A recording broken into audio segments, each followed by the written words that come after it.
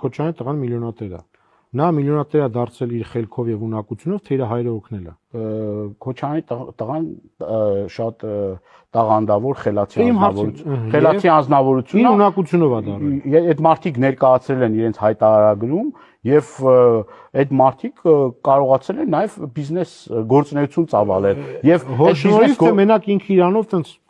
նստել է գրե գծել ու դարել է միլիոնատեր։ Ես կրկնում եմ, այդ մարդիկ իրավունք ունեն զբաղվել բիզնեսով եւ ոչ մեկ, չէ, ոչ մեկ, ես ուրիշ հարց եմ ասում, հայրը օգնել է թե չէ։ Իսկ դուք կարող եք հակառակը ապացուցել։ Ես հարց եմ, ձեր տեխնացուն, թեկնածուն։ Չէ, դուք կարող եք հակառակը ապացուցել։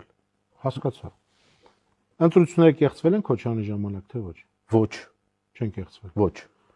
Կեղծիքներ, հասկացա, չեն կեղծիքներ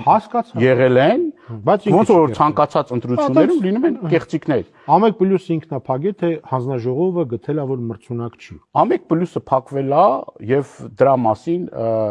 նաեւ խոսել են, ասել են բազմաթիվ